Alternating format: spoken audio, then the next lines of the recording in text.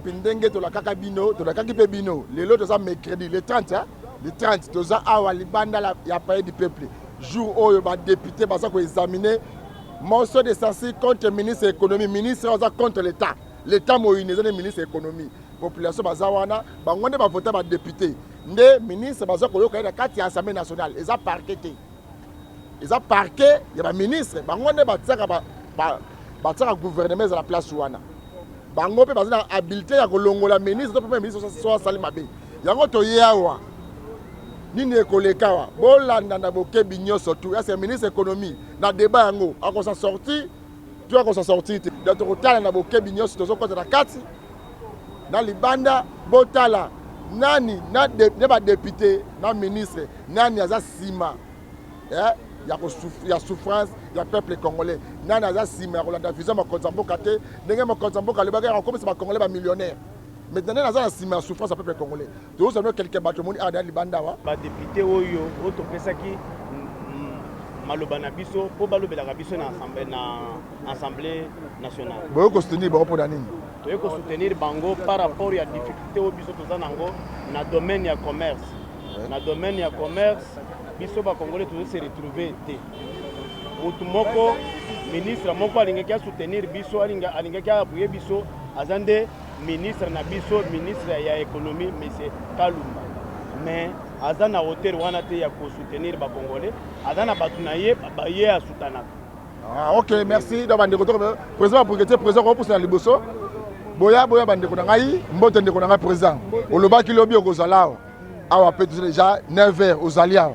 Donc la présence là, on a soutenir ministre, on a bien attribution, on a soutenir député. On a soutenir député pour que ça ministre wana alomba. Atika biso bacha moto mosusu oya kokamba biso. Donc de bayo zali nani? Ngazali président national ya tous les brigadiers ya bila Kinshasa. D'abord pour que tenir sur Congo, il y a vie de qui sont kamba bango. Moi message fort, il y a pour que tenir sur Rwanda bien que président na bango ça sur le terrain na pas du peuple. Ngai moko nazali déjà awa na kosenga bilo ba brigadier o baye na noté. Obaye bazana retard pe bakokoma on a déjà sur place to yende pona ko soutenir ba député na biso ba koisa ministre de l'économie o azako bomo biso azo bomo biso nangonga yo soto to ba prix ndenge ya lingi pour azana soutien na yi bango to yepona. OK, merci bande ko balande zo toujours donner maman oyo maman Mbote boni santé maman maman na chaise roulante oye ko tambola to yo ko soutenir ba député.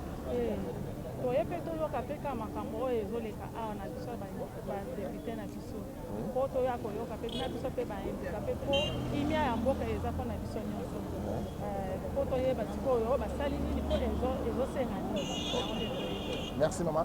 Donc mon système a liste de liste déjà parlé du peuple.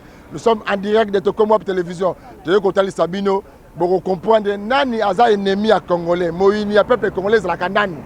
Le seul et unique opposant congolais Nazar après le Belaba Imboka ba Congomani ya solo Mbote ndeko Mbote tata journaliste bonne santé kitoko makasi to moni bino libanda pa di peuple to ba boyo ko nini bien ba bon biso awa na palais du peuple toye epai ya batu oyo totinda mwana mboka Eliezer Tambwe totinda ye esika oyo po asalela biso musala totinda kiye ezape ezotala makambo ya kolia na biso kolata na biso nkita ya ekolo mais toye ko comprendre que tozolia bien te biloko ezo matamataka tozo comprendre te nde toyebisi na mwana mboka bengela biso ministre ya économie ayebisa yo pourquoi biloko ezo mata yaye kopesa biso rapport alobi tobengaki ye kasi esimbi te ayete nde totindi ye tolobi kende longolela biso tata wana yango moni toyawa tolaleli bango kusin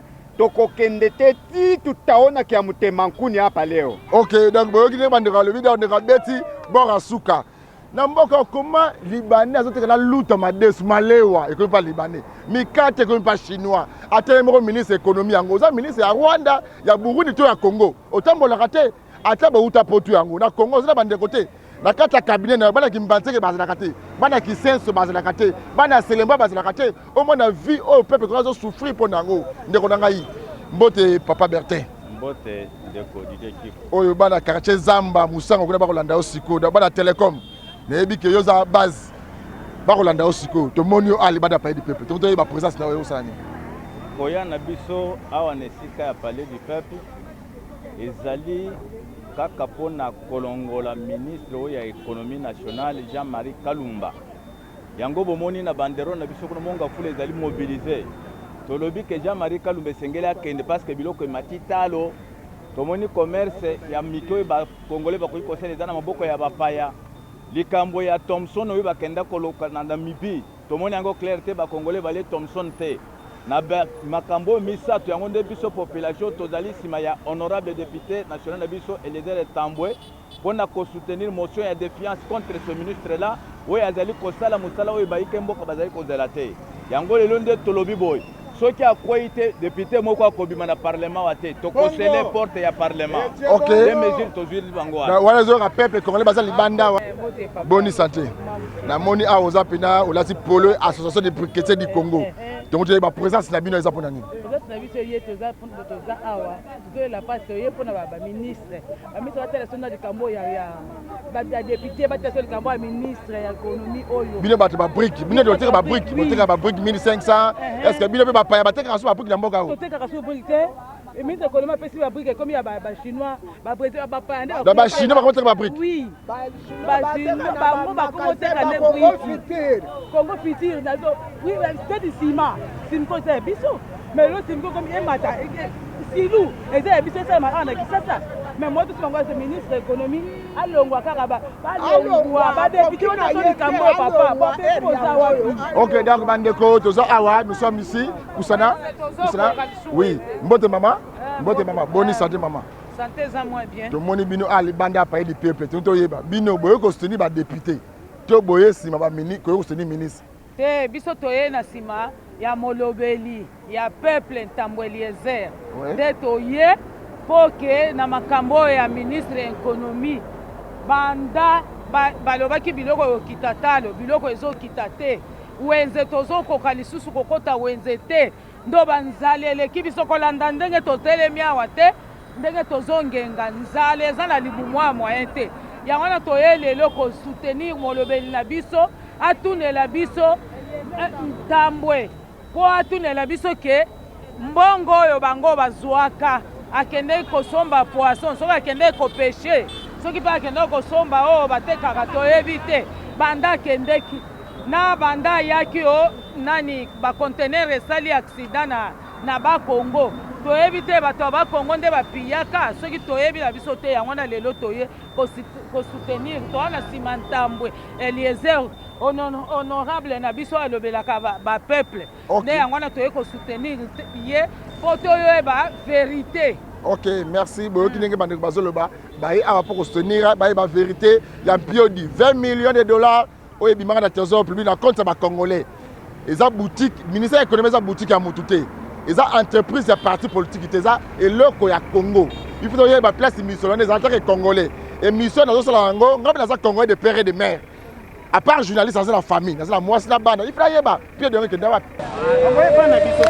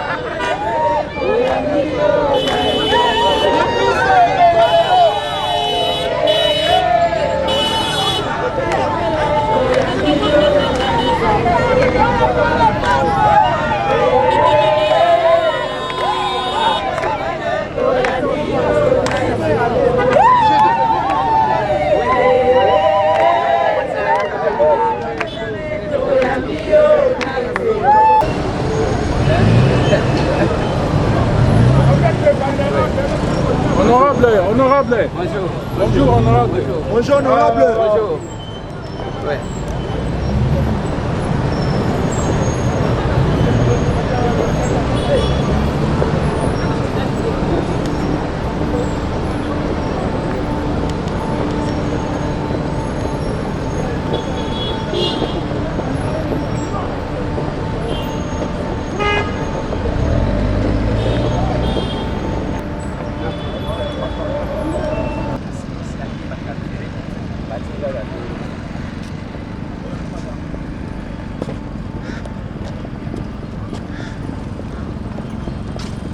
Bon, on veut d'accès.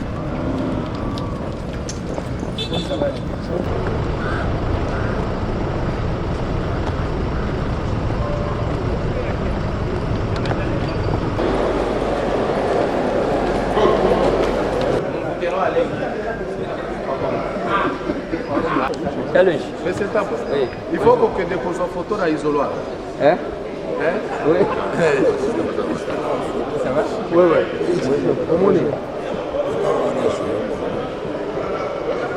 Ah, il a déjà.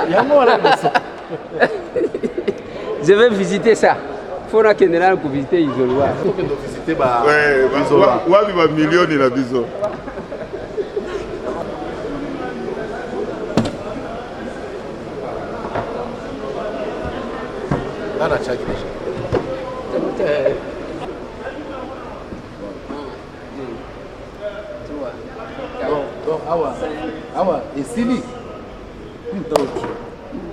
Isoloir.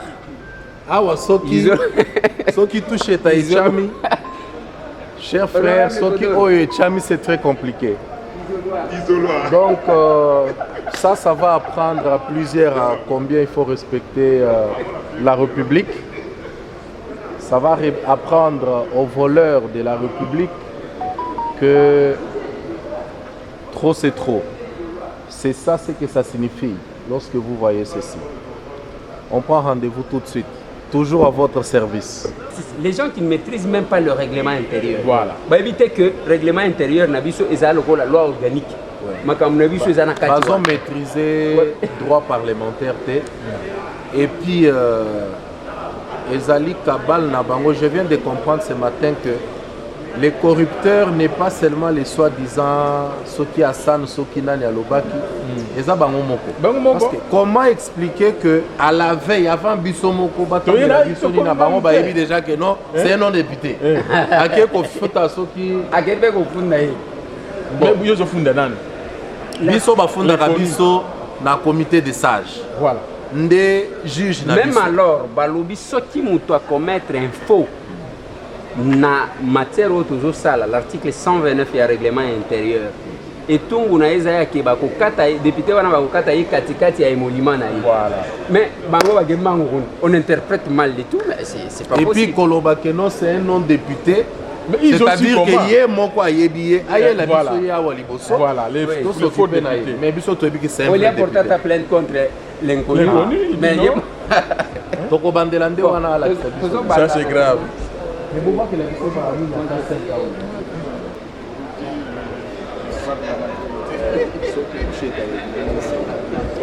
C'est compliqué. Mais c'est quoi, tu peux vendre? Pour le bac ministre de l'économie, après on peut le il y a déjà mais il y a un comité. Le message de nos autres, c'est que les Congolais, au bas de Zéla, moi débat entre Bilinaï.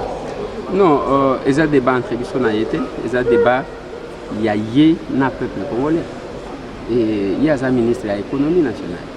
Le ministre de l'économie nationale, il y a un Ophélie, il y a un Ophélie, il y a un Ophélie pour définir la politique économique et en Dans le cas de la politique, il y a un chef de l'État qui ferait des Congolais des millionnaires. Il y a un matérialiser la vision de l'État.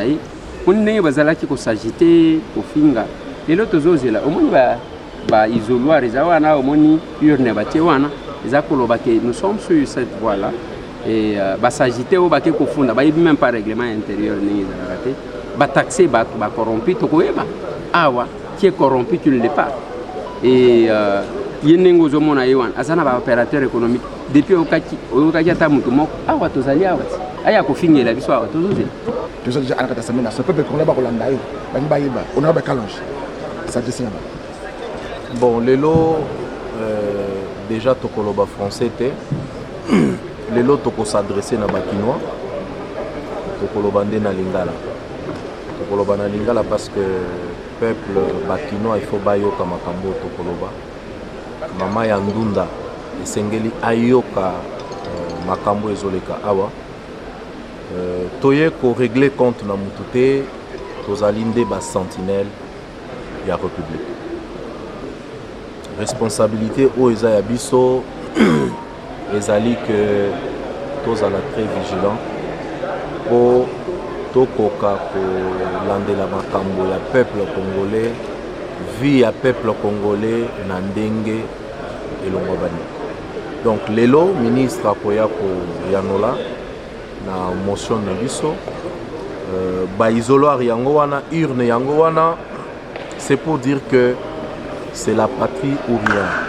Tozo reculer, tozo avancer et ko servir des leçons na bamisusu bakoka kosalela peuple congolais. Soki tozali nommé pour na ba famille na bisote, pour na ba poche na bisote, tozali voter, tozali nommé nazo lobela ba ministre, bazali nommé pour na ko servir peuple. Population ayebi bango te, population ayebi biso oyo batu bango ba élu. Donc biso tozana ba compte ya ko rendre bango, je pense que ba kozwa résultat lelo. Ok, merci Bande Kobalandi, nous sommes en direct ya pays du peuple tozaki libanda sikoyo to kotina kati. Bomoni quelques députés ndenge ba yandol na mikona biso. Nous sommes en direct lelo ndeza mukolo baza ko examiner motion de censure contre le ministre de l'économie, ba député ba ibisto vota nde baya ko solola na ministre de l'économie akokoya to akokoya te. Boza toujours branché na document de télévision na caméra ezaki ndeko na bio de ma question na trésor zolo na micro za Didier qui connaît pengé fokana.